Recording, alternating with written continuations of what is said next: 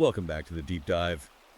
Today we're not just skimming the surface. We're going all the way down the rabbit hole. All the way down. And honestly, I think we might ruffle some feathers today. Ah, We are looking at a book that calls itself Dangerous. it does. And after reading through this stack of notes, I think the author might be right.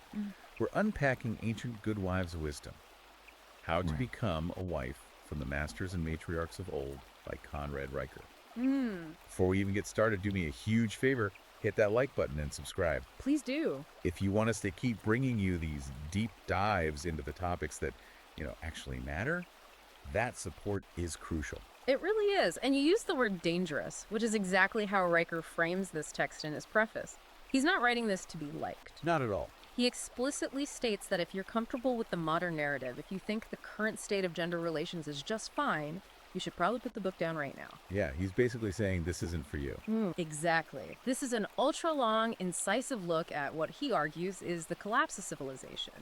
And not from climate change or war, but from the destruction of the natural order between men and women. That is a massive claim. Civilizational collapse usually makes you think of zombies or like nuclear winter, not gender roles. Right. But Riker's premise is that we've been sold a massive lie. Okay. He argues that our institutions, universities, HR departments, the courts have been captured by feminists and Marxists. And the result, he says, is a world that's hostile to men and paradoxically miserable for women. Exactly. He calls this book a weapon for those willing to face hard truths. So if you're trying to understand the history of our institutions before they were, as he puts it, captured, you need to pay attention to this one. You really do. And look, if you want the full map we're discussing, because we can only cover so much in this dive, you need to check Amazon, Kindle, and Google Play Books. Right now. Right now. Buy the ebook. It's a dense read, but worth it if you want to see the primary source data he's pulling from.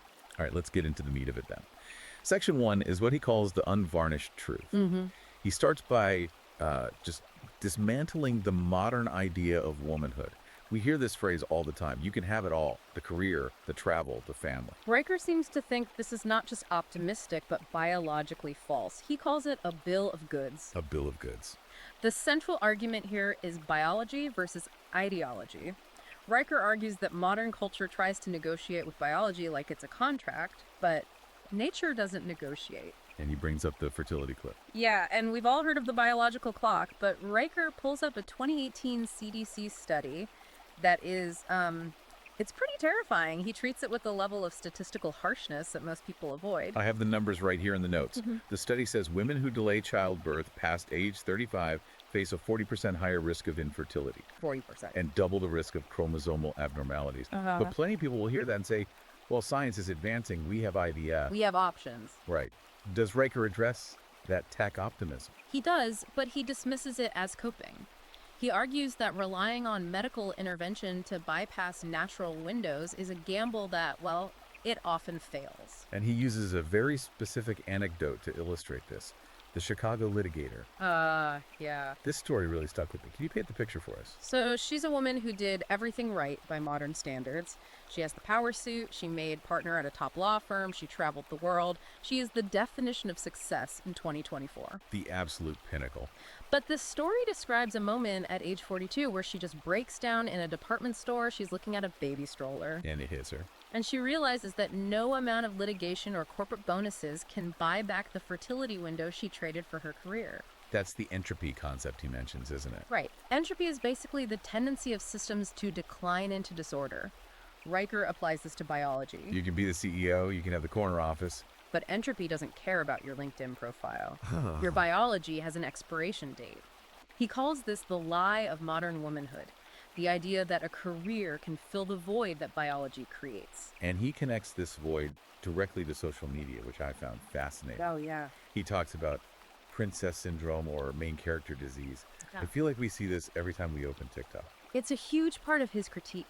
He argues that platforms like TikTok and Instagram have created what he calls a dopamine trap. A dopamine trap. Essentially, women are getting hits of validation from strangers, likes, comments, views that mimic real human connection but have zero depth. It's empty calories for the soul. It's the difference between eating a steak and eating a bag of sugar. Exactly. And he says the Jezebel archetype thrives in this environment. We'll get into the archetypes more later, but here it means seeking attention through drama, provocation, and victimhood. Instead of building a home or a real relationship. Right. If you're the main character, everyone else is just an NPC, a non-player character in your story, including your husband. That's a chilling way to put it. Treating your spouse like a background character in your own movie. He even mentions a study about this, about sharing relationships online. What were the numbers on that? This is a wild statistic. He cites data suggesting that women who regularly shared details about their relationships online were 47% more likely to divorce. 47%. That is huge. It makes sense if you follow his logic, though. It's like the performance of the relationship eats the actual relationship. You aren't present. You're just performing for an audience. Exactly. Riker suggests a 30-minute digital fast as a cure, but he admits the deeper issue is an addiction to validation. And this addiction bleeds into how women interact with institutions. Which brings us to one of the most controversial sections of the book, the capture of institutions. Yeah, let's unpack this. He uses a term here that, well, it's provocative, the Karen Commissariat. Yeah, he definitely doesn't mince words. Commissariat is a reference to Soviet political officers who enforced ideological purity. And he's arguing that human resources departments have been weaponized. That's his argument, that they aren't neutral administrative bodies anymore, they're ideological gatekeepers. But isn't the counter-argument that HR exists to protect employees from harassment, to make the workplace safer? Riker would argue that safety has been redefined to mean emotional comfort rather than physical safety. He talks about tone policing. Tone policing. This is where a man can be punished or fired not for being wrong or for poor performance, but for being too direct or assertive. What used to be called leadership. In the past, yes. Now it gets labeled as toxic masculinity. It's a way of enforcing conformity using emotional language. If you make someone feel unsafe with your tone, you are the problem, regardless of the facts. So a woman's subjective feeling trumps objective reality. Precisely. And Riker argues this goes way beyond the office. He goes deep into the collapse of due process in the legal system in universities. He brings up the Duke lacrosse case. And the Jackie Rolling Stone hoax at UVA. For listeners who might be younger or just don't remember the details, can you recap the Duke lacrosse case? Why is that his go-to example? It's the archetypal example of the system failing. In 2006, 3 members of the Duke University lacrosse team were falsely accused of rape. Yeah. The media, the university faculty, and a rogue prosecutor just destroyed these young men's reputations before a single shred of evidence was verified. And it all turned out to be false. It turned out the accuser had fabricated the entire story, but the narrative, privileged men hurt vulnerable women, was so powerful that facts didn't matter. Riker points out that the Believe Women slogan, while sounding empathetic, becomes dangerous when it bypasses evidence. It creates a guilty until proven innocent culture. Yeah. He cites a statistic from FIRA.org, the Foundation for Individual Rights and Expression, stating that false sexual assault allegations in universities have risen significantly. And in many dismissals, there are 0 penalties for the accuser. Right. It creates a landscape where a man's life can be ruined by a whisper. Riker calls it the he said, she said trap. It's a heavy section. But what's interesting is that Riker doesn't just blame the institutions. He looks at the psychology inside the women who do this. Yes. He introduces this concept of the Bluebeard voice. Now, Bluebeard is an old folktale about a guy who kills his wives. Right. But Riker uses it metaphorically. He describes the Bluebeard voice as a specific pathology, an inner animus, or a voice of paranoia inside a woman's head that whispers lies to her. It's a self-destructive mechanism. Exactly. It tells her that her partner is an oppressor, a suspect, or a cheat, even when he isn't. So it's projection. It's extreme projection. There's a story he shares about a woman who was so consumed by this Bluebeard voice, telling her that her husband was having an emotional affair. What does she do? She installed tracking software on his laptop. She monitored his every keystroke. And did she find anything? Nothing. He was just working. But the act of installing the spyware, the breach of trust, that is what destroyed the marriage. The paranoia created the very breakdown she was afraid of. Wow. That's a perfect segue into section 3, the shadow. Riker argues these aren't just random psychological glitches, they are archetypes. He identifies 3 destructive ones: Kali, Lilith, and Jezebel. We need to define these clearly because he uses them as shorthand throughout the rest of the book. Okay, let's break them down. First, Kali. Kali is the destroyer. In Hindu mythology, she's a goddess of time and death. But Riker uses the term to describe a woman who weaponizes chaotic emotion to burn everything down. She thrives on conflict. Okay, so Kali is the scorched earth policy. What about Lilith? Lilith is the rebel. In folklore, she was Adam's first wife who refused to submit. He links this to the girl boss trap. Right, the woman who refuses to integrate into a family structure or respect male leadership. She gains independence, but the cost is isolation. And finally, Jezebel. Jezebel is the manipulator. She uses seduction, lies, and social maneuvering to control men. She's the one who performs the damsel in distress act to get what she wants, or uses sex as a weapon. Riker argues these aren't just ancient myths, they are active psychological patterns. Yes, and he connects this to how women interact with each other. He talks about the witch and the hive mind. This part was honestly chilling, the idea of gossip as social grooming. It's a critique of female intersexual competition. He calls it the crab bucket mentality. You know, where if one crab tries to climb out, the others pull it back down. Riker argues the hive mind does this to women.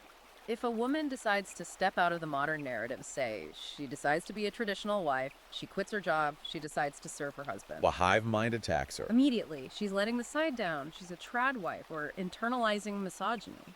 He draws a parallel to the Salem witch trials here, doesn't he? He does. He argues Salem wasn't just about superstition, it was mass hysteria driven by young women accusing others to gain power and attention. A way for the powerless to suddenly hold life and death power over their community. And Riker sees the exact same mechanism in modern cancel culture. It's a way for the hive mind to enforce conformity. So if that's the problem, the captured institutions, the biological denial, the destructive archetypes, what on earth is the solution? Because the book isn't just a complaint list. Right. Section 4 offers a specific path. He talks about the anabolic wife versus the catabolic wife. This is the core concept for his solution. Think of it like metabolism. Catabolic means breaking down consuming energy, destroying muscle. So the catabolic wife is the modern archetype. Yeah. She consumes resources. She demands entitlement. She breaks down the family structure. And anabolic. Anabolic means building up, creating muscle, synthesizing order. The anabolic wife is the traditional model. She takes raw materials, a house, a salary, a relationship, and builds something stronger and more complex out of them. She sustains life. But here's the part that is going to be a hard pill to swallow for a lot of listeners. To be anabolic, Riker argues you need obedience. Yes, and he knows this is radioactive today, but he flips the script on submission. He argues that obedience isn't weakness, it's a high-level strategy for influence and legacy. He uses the Spartan women as the ultimate example. I love this quote. It's when a foreign woman asks a Spartan queen, "Why are you Spartan women the only ones who can rule men?" And the queen replies, because we are the only women who give birth to free men. Wow. Riker's point is that by aligning with the natural order and supporting the husband's leadership, the woman actually gains immense power. She ensures the survival of the lineage. He also calls this the Penelope principle, referring to Odysseus' wife. Right. While Odysseus is off fighting wars and battling monsters, Penelope is at home, weaving and holding the estate together, fending off suitors. Yeah, it looks passive, but it's incredibly active. She is the anchor. Without her, Odysseus has nothing to come home to. Riker argues the modern world has lost the value of holding the fort. Let's get practical, though. Philosophy's great, but Riker gives some actual tests for men and for women to check itself. Yes. The sync test is my favorite. It sounds ridiculous, but explain why it matters. The sync test is brilliant because it cuts through the main character noise, Riker argues. Imagine it's midnight and the kitchen faucet bursts. Okay. A charismatic man, the guy who is fun at parties, the guy who takes you on a flash trip to Bali for Instagram photos, he might be useless here. Right. But the man who gets under the sink at 12 a.m. without complaining and fixes the leak, that man is anabolic. He builds and maintains. So stop looking for the spark and look for the plumber. Essentially, yes. Look for competence and duty. He also has the 3-job rule. What's that? If a man has held 3 steady jobs by age 30, he is statistically less likely to divorce. It shows he can handle boredom, authority, and routine. That's what a marriage is mostly made of. And for the women, he has the mirror test. This is the self-audit. Riker argues that many women unconsciously channel their mother's toxic scripts. The nagging, the disrespect, the bluebeard paranoia. So the mirror test is? It's literally looking in the mirror during a conflict and asking, is this me? Or is this the programming I inherited? You have to break the generational curse. And if you do break that curse, if you become anabolic, where does it lead? What is the end game? Section 5 is about the matriarch. The matriarch is the destination. Riker says the goal isn't to stay a maiden forever, which is what modern culture obsesses over with anti-aging and clubbing at 40. The goal is to move from maiden to mother to matriarch. And the matriarch isn't just an old woman. She has a function. She is the immune system of the family. He cites studies showing that grandmothers are actually better at detecting lies than parents are. They have this accumulated wisdom that guards the family against ideology and chaos. They can see the threats coming before anyone else. He contrasts this with the child-free movement. He specifically references the Sampo generation in South Korea. Yeah, Sampo refers to giving up 3 things: courtship, marriage, and childbirth. South Korea has the lowest birth rate in the world. And Riker views this as Civilizational suicide. Yeah. He's very clear.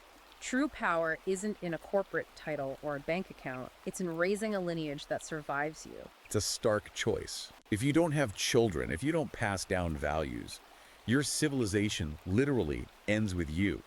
The matriarch is the one who ensures the tribe continues. Exactly. Riker is saying the world is burning metaphorically and culturally because we abandon discipline, duty, and natural law. Ancient good wives' wisdom is a map back to stability. But he warns it's a narrow path. Very narrow. It demands that you reject the easy dopamine of modern culture, the likes, the victimhood, the boss babe narrative, and choose the harder work of building a fortress for your family. It's about choosing to be anabolic in a catabolic world. Before we sign off, I want you to think about that sync test in your own life. It's a metaphor for everything we've discussed. Are you chasing the fireworks of a chaotic relationship, the drama that feels like passion? Or are you looking for the person who will get up at midnight to fix the leak? Are you building a fortress or just watching the sparks fly? That's the question that determines the future. If you want to go deeper into Conrad Riker's work, and there's so much more in the text that we could cover, you need to follow him. Where can they do that? Go to @ConradRikers at Substack for more of these insights. And seriously, if you want the full text, check Amazon Kindle and Google Play Books right now to purchase Ancient Good Wives' Wisdom. It's a weapon of a book. Definitely. Thanks for diving deep with us. Don't forget to like and subscribe to support the show. We'll see you the next one.